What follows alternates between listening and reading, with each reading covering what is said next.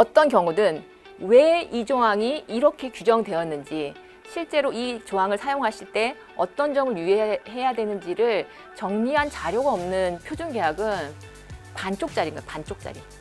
그래서 여러분들이 안에서 표준계약을 만드신다라고 하면은 가이드라인을 꼭 같이 만드셔야 돼요.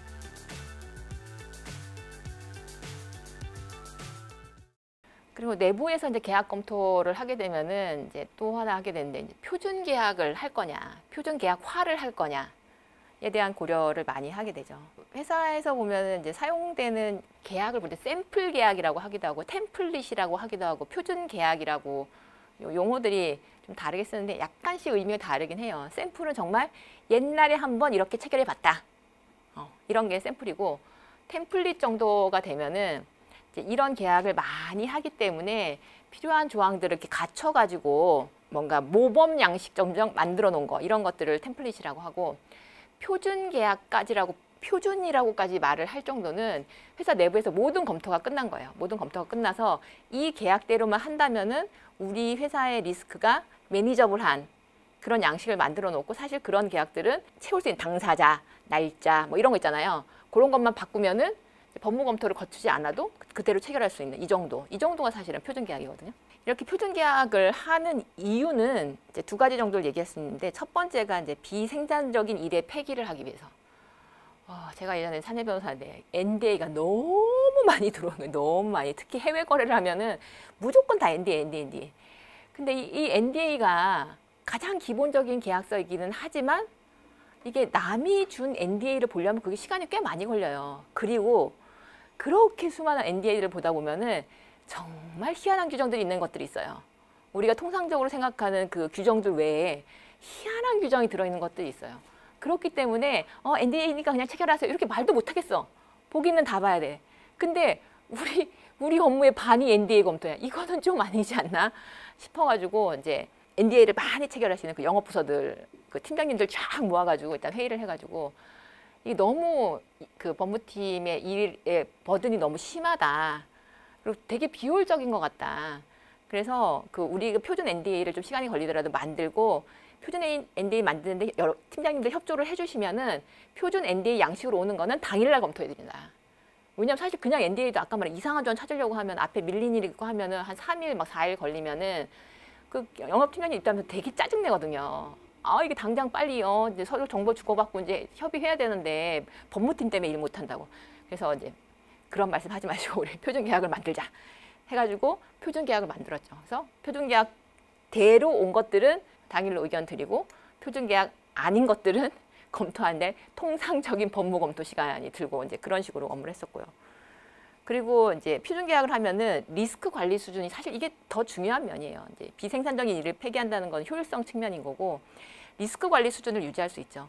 그러니까 우리 회사의 특성에 맞춰서 뭐 보통 우리가 갑인 계약들을 표준계약화를 하니까 우리가 구매 계약을 할 때 구매하는 부품이 어떤 종류들이 있는지, 그거에 따라서 어떤 부분이 정리돼야 되는지, 그런 조건들을 어쨌든 표준계약할 때는 다 그 현업부서하고 계속 협의해가지고 내용들 다 넣거든요.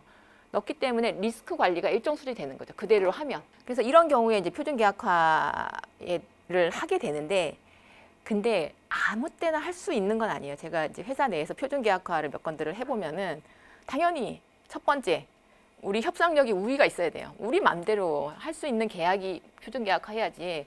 우리 맘대로 하지도 못하는 거 표준계약화를 해놓으면은 가서 계속 바꾸대요. 그러면 하나 많아요.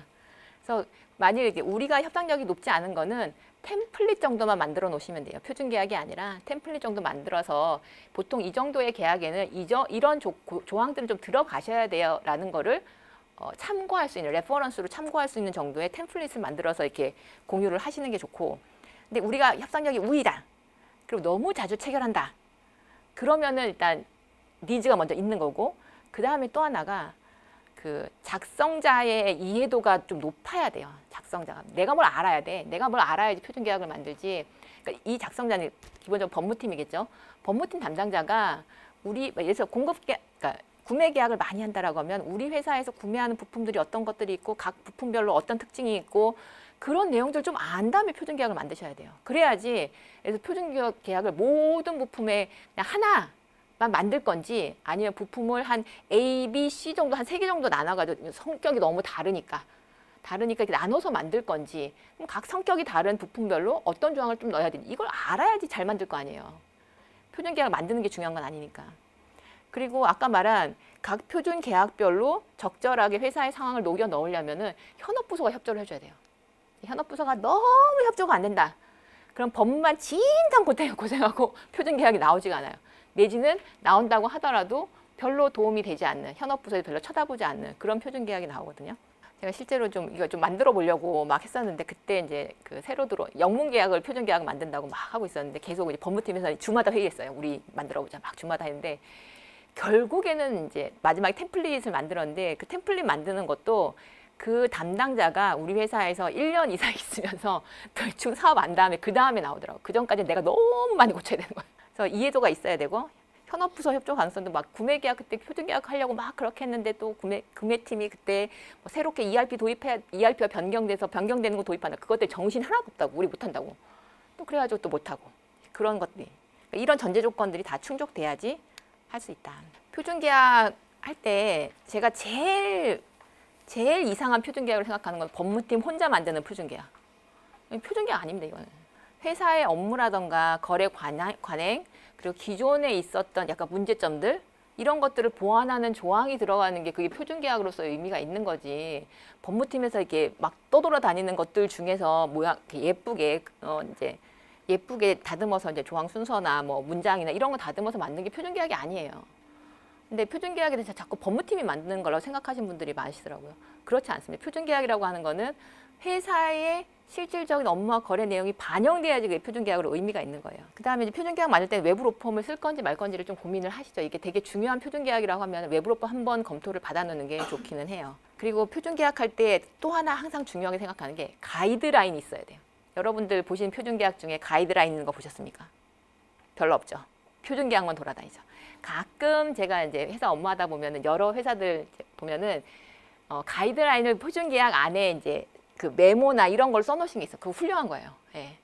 그냥 계약서만 있는 게 아니라 뭐 가끔 보면은 그러니까 대체 조항 같은 게 메모에 들어있거든요. 이럴 때는 요 조항을 쓰세요.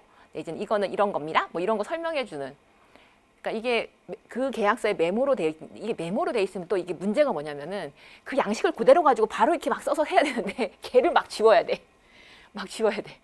그래서 그거는 이제 뭐 저 같은 경우에는 표준 계약서 쓰고 가이드라인에서 따로 문서를 만들어서 이제 1조에서 이거는 이런 걸 고려하셔야 된다. 뭐 2조에서 이거를 이런 거 고려하셔야 된다. 이렇게 이제 따로 만들어 드렸거든요. 어떤 경우든 왜 이 조항이 이렇게 규정되었는지, 실제로 이 조항을 사용하실 때 어떤 점을 유의해야 되는지를 정리한 자료가 없는 표준계약은 반쪽짜리인 거예요. 반쪽짜리.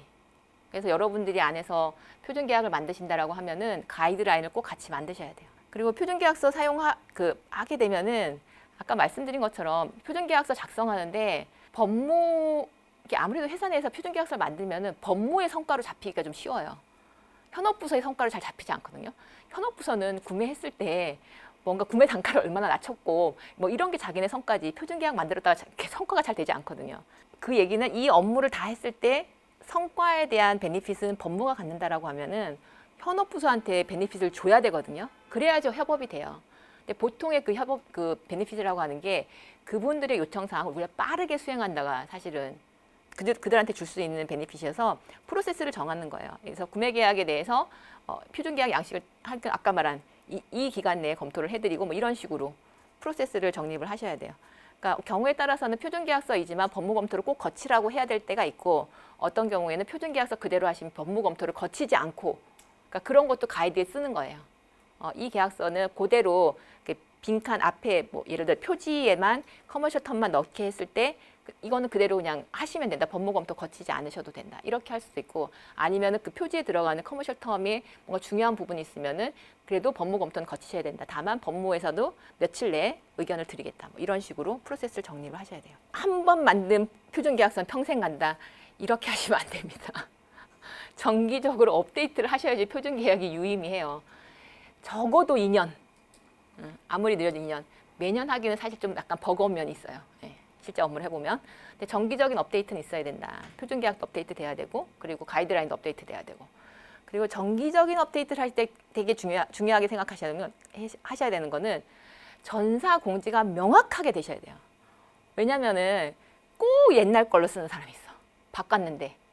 그래서 그 얘기는 그러니까 업데이트된 표준 계약서를 항상 접근할 수 있는 툴을 갖고 계셔야 돼요. 보통 회사에 그룹웨어 있잖아요. 그룹웨어에서 이제 공개 게시판이라든가 이렇게 아니면은 무슨 필수 자료실 뭐 이런 걸로 해가지고 모든 직원들이 접근해가지고 이렇게 쓸 수 있는 그런 공간이 있어야 돼요. 그래서 상시 접근할 수 해야 되고 업데이트 되면은 최신 버전이 거기에 있어야 되고 거기에만 올려놨다고 해서 본인들이 할 일이 끝난 게 아니에요. 정확하게 알려드리셔야 돼요. 업데이트 됐습니다. 업데이트된 버전으로 사용해 주시고 이전 버전 사용에 대해서는 리젝트합니다. 뭐 이런 식, 뭐 그렇게까지 강하게 할 수는 없을 수도 있지만 하여튼 그걸 정확하게 알려드리고 그거에 대해서 업데이트된 계약서 계속 사용될 수 있도록 사실 이런 변화 관리가 회사 업무를 해보면은 사실 되게 어려운 부분이에요. 네. 이런 거를 잘 하시면 좋을 것 같습니다.